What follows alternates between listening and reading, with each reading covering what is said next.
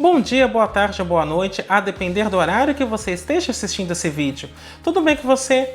Eu sou o professor Fábio e hoje eu gostaria de conversar um pouco com você a respeito da definição informal de limite, continuidade e diferenciabilidade. Vamos lá?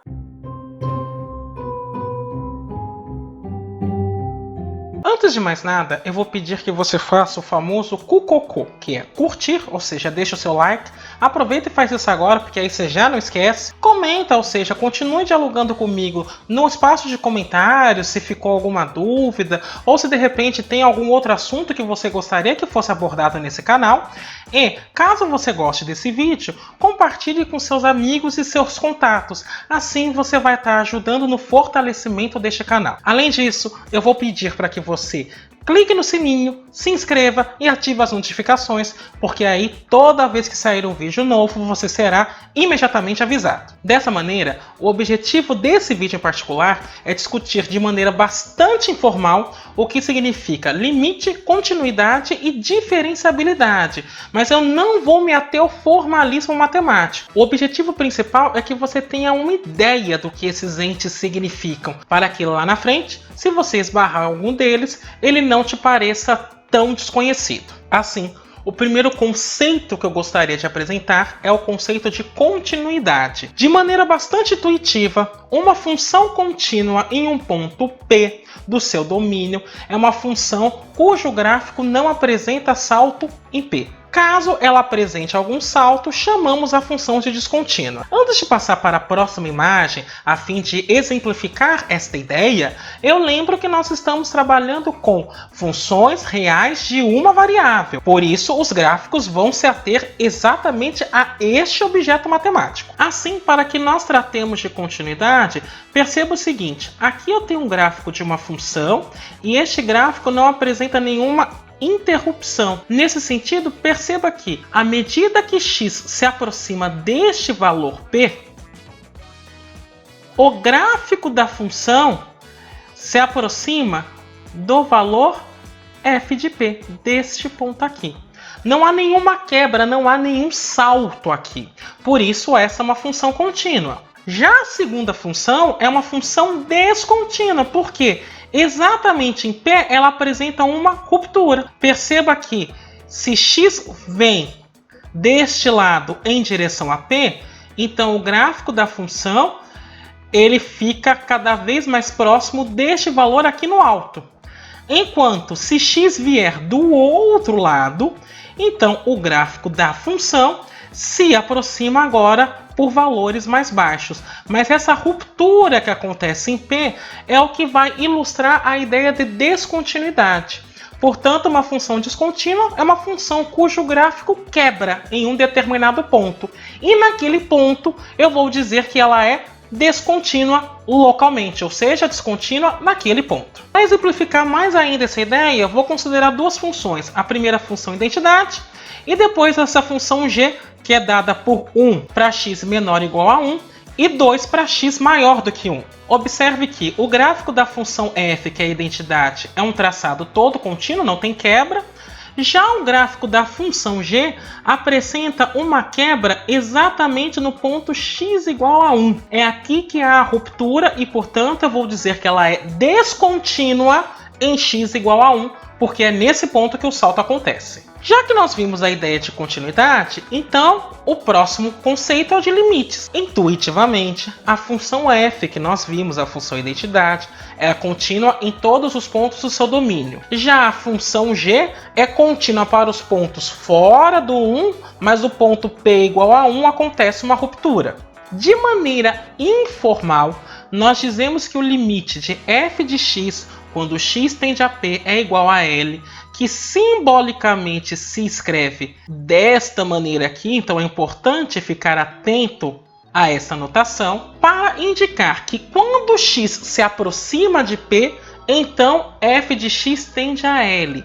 Em outras palavras, quando eu estou dizendo que o limite de f de x para x tendendo a p é um valor L, o que eu estou dizendo é, à medida que x se aproxima de p, os valores da função se aproximam de L. Para ficar mais clara essa ideia de aproximação, vou pegar aqui um segundo exemplo. Então, utilizando a ideia intuitiva de limite, eu quero calcular o limite para x tendendo a 1 de x mais 1. Então, num primeiro momento, eu vou fazer uma tabelinha. Aqui o x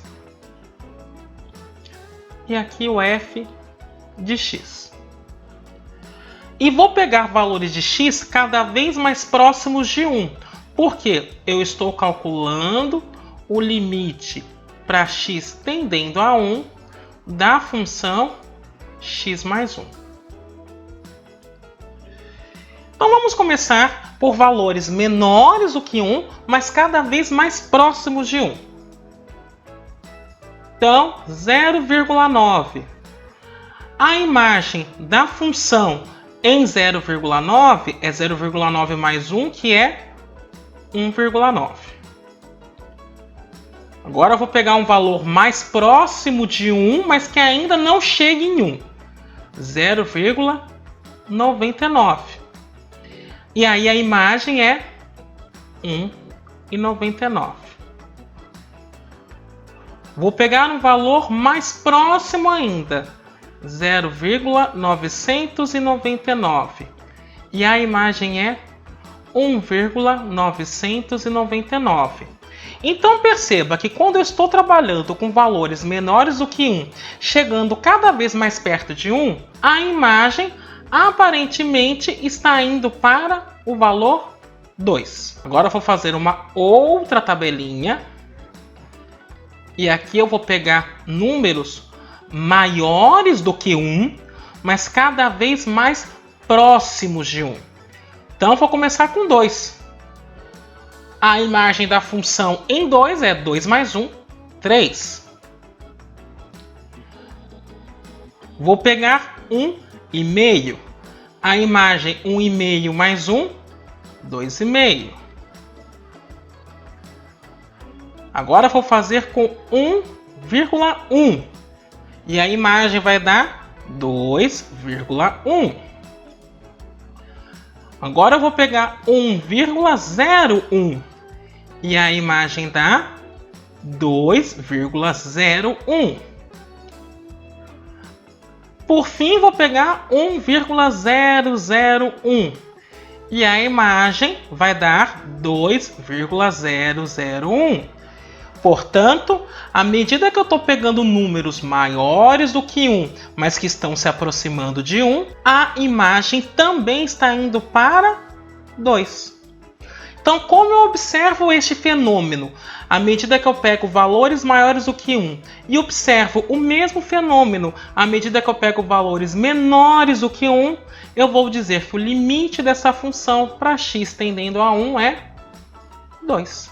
E o que eu quero chamar a atenção é que quando eu falo x tendendo a 1, quer dizer que está ficando cada vez mais perto de 1, mas necessariamente não assume o valor 1. Aqui então nós estamos observando o gráfico da função x mais 1, e o que eu quero chamar a atenção é que à medida que x no domínio se aproxima de 1, tanto para valores maiores quanto para valores menores, as respectivas imagens estão se aproximando de 2, que é esse pontinho aqui. Então a ideia do limite é uma ideia de aproximação.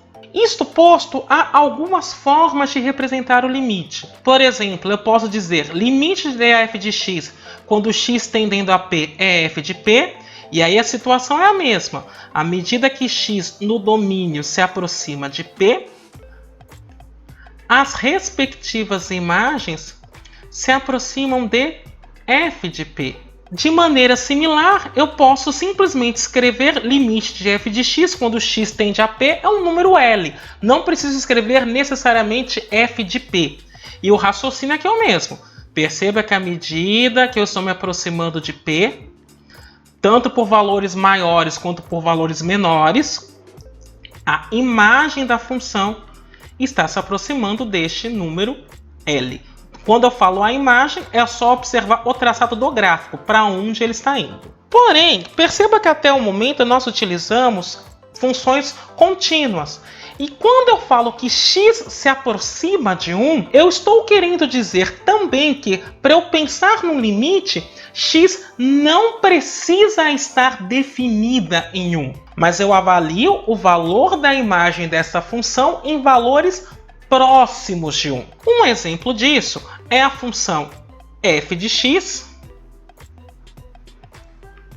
dada por x² menos 1 sobre x menos 1. Essa função existe para x diferente de 1, mas a minha ideia é calcular o limite exatamente no 1. Perceba, a função não está definida naquele ponto, mas eu posso calcular o limite neste ponto, fazendo neste caso em particular uma manipulação algébrica. Perceba que x² menos 1 ele pode ser escrito como este produto notável, x menos 1 vezes x mais 1, dividido por x menos 1. Cancelo este termo com este, e portanto essa função, de maneira ajeitada, por assim dizer, fica x mais 1, mas lembrando, para x diferente de 1. E esta função em particular, eu já sei o limite, em 1. Nós acabamos de calcular, vale 2. Portanto, eu vou dizer que o limite de x² menos 1 sobre x menos 1, quando x tende a 1, é 2. E aqui está o gráfico da função para ilustrar essa ideia. Perceba, ela não está definida em 1, mas mesmo assim, tanto para valores menores do que 1, quanto para valores maiores do que 1, a hora que eu pego as respectivas imagens no traçado do gráfico, ela tende para o valor 2, embora 2 não esteja na imagem dessa função. Intuitivamente, é razoável esperar o seguinte: se a função f estiver definida num ponto P e essa função for contínua em P, então o limite de f de x quando x tende a P é f de P. E reciprocamente, se esse limite é observado, então eu vou dizer que a função é contínua no ponto P. Portanto, uma forma de relacionar continuidade com limites é fazendo o cálculo deste limite em particular. Além disso, o que nós podemos observar é que, se a função não for contínua em P, mas ela tiver um limite no ponto, então aquele valor L que eu encontrar é o valor que a função deveria assumir em P para que ela se tornasse contínua. Então, para exemplificar a ideia, aqui está um gráfico. Perceba que tem essa bola aberta só para dizer que aqui a função não está definida. Mesmo assim, observe que à medida que x se aproxima de P por valores menores e por valores maiores, o traçado da função vai para qual valor? L. Portanto, essa função descontínua se tornaria contínua se eu escrevesse que f de P é L. E aí eu estaria removendo essa descontinuidade. Já nesse segundo caso, a função está definida em P. O ponto na imagem é este valor aqui. Contudo, perceba que a função ainda é descontínua e a relação com os limites continua válida. À medida que x se aproxima de P por valores menores e por valores maiores, no traçado da função, o valor que ela se aproxima é L. Mas aqui ela está definida e ela continua descontínua. Para remover essa descontinuidade, então o ideal seria definir f de P novamente igual a L. Por fim, um último limite que eu gostaria de abordar, que é um dos mais importantes na matemática, é aquilo que vai definir derivada. O limite que define derivada é o seguinte: limite para h tendendo a zero de f de P mais h menos f de P sobre h. Quando esse limite existir, eu vou indicar por f' de P e é denominado derivada de f em P.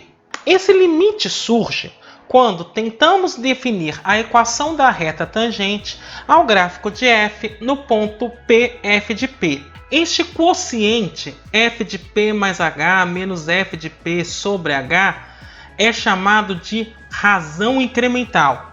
e nada mais é do que o coeficiente angular da reta S, que passa pelos pontos M, P, F de P e N, P mais H, F de P mais H, do gráfico da função y igual a f de x. Ficou confuso? Então vamos ver uma figura. Então aqui eu estou com o gráfico da minha função, aqui eu estou com o ponto M, aqui está meu ponto N. E eu tenho a reta, então, que passa por M e N. Como é que eu calculo o coeficiente angular dessa reta? Eu faço a diferença das imagens. Então, f de P mais H menos f de P. E divido pela respectiva diferença nos domínios. Então, P mais H menos P. Cancelo este P e, portanto, eu fico com f de P mais H menos f de P sobre H. Só que esta reta em particular, que passa por dois pontos do gráfico da função, é o que nós chamamos de reta secante. E esta reta secante, então, tem esta inclinação. Contudo, quando eu estou pensando em reta tangente, na realidade é como se eu estivesse deslocando a reta secante de maneira que ela passe somente por este ponto M. Mas perceba, aqui no ponto N, o ponto do domínio correspondente era chamado de P mais H. Por quê? Essa distância aqui é a distância H. Perceba que se eu inclino um pouco mais a reta, eu vou ter um ponto aqui no domínio que eu vou chamar de P1, só que a distância entre ele e P é menor. E perceba que, à medida que eu estou pegando outras retas, na realidade eu estou diminuindo essa distância aqui no domínio. E essa distância é representada pela letrinha H. É por isso que quando eu vou pensar no limite, eu vou fazer H tendendo a zero. E no limite, se H for zero, na realidade eu vou estar com a inclinação da reta tangente. Um outro modo de expressar f' de P é através do limite de x tendendo a P de f de x menos f de P sobre x menos P. O valor é o mesmo e dá para mostrar como você sai de um limite para o outro. Mas o que eu quero que você observe é que, fundamentalmente, a derivada é um limite. E daqui por diante, a menos que eu indiquemos explicitamente, eu vou supor que todas as funções com as quais eu estiver trabalhando possuem como domínio um intervalo ou uma união de intervalos. Sendo assim, passemos a calcular algumas derivadas. A primeira eu tenho a função f de x igual a x². E usando a ideia intuitiva de limite, eu vou calcular a derivada dessa função no ponto 1. Então, quem que é f' de 1? É o limite de h tendendo a zero, f de 1 mais h. Agora, neste caso em particular, o 1 faz o papel do P na fórmula do limite que foi apresentada há pouco, menos f de 1 sobre h. Então, esse é o limite para h tendendo a zero de 1 mais h ao quadrado, porque a função é f de x igual a x², menos 1 ao quadrado sobre h. Então, isso é o limite para h tendendo a zero de 1 mais 2 vezes h mais h ao quadrado menos 1 dividido por h. Cancelo o 1. Então, eu tenho o limite para h tendendo a zero de h, que multiplica 2 mais h, estou colocando um h em evidência, dividido por h. Cancelo este h e, portanto, isso fica o limite para h tendendo a zero de 2 mais h. Agora perceba, a função 2 mais h é uma função de primeiro grau em h. Esta função é descrita por uma reta, não tem salto, é totalmente contínua. Portanto, neste caso, eu posso simplesmente fazer o cálculo de 2 mais 0. Ou seja, no lugar do h eu coloco 0 e, portanto, eu concluo que esse limite é 2. No exemplo 5, eu vou pegar a função f de x igual a x², mas eu vou calcular de maneira geral, ou seja, calcular f' de x para qualquer x. Então, f' de x é o limite para h tendendo a 0 de f de x mais h menos f de x sobre h. Perceba que agora o x está fazendo o papel de p na fórmula. Então, esse é o limite para h tendendo a 0 de x mais h ao quadrado menos x ao quadrado sobre h. Este é o limite para h tendendo a 0 de x² mais 2xh mais h ao quadrado menos x², tudo isso dividido por h. Primeiro eu cancelo esse x². Isso é o limite para h tendendo a 0 de h, que multiplica 2x mais h dividido por h. Eu coloquei um h em evidência. Então, esse é o limite para h tendendo a 0 de... Corto este h aqui. Então, sobra 2x mais h. Novamente, 2x mais h é uma função de primeiro grau em h. Eu posso substituir o zero direto, então fica só 2x. Portanto, f' de x é 2x. Então, f' de 1 é 2 vezes 1, f' de 2 é 2 vezes 2 e assim por diante. Um último exemplo é para calcular f' de 2, só que agora a função é x ao cubo. Então, novamente, f' de 2 é o limite para h tendendo a 0 de f de 2 mais h menos f de 2 sobre h. Então, esse é o limite para h tendendo a 0. Aqui eu vou ter 2 mais h ao cubo, menos 2 ao cubo, porque agora é a função x ao cubo, dividido por h. Isso vai ser o limite para h tendendo a 0. Agora o cubo de 2 mais h fica 2 ao cubo mais 3 vezes 2 ao quadrado h mais 3 vezes 2 h ao quadrado mais h ao cubo menos 2 ao cubo.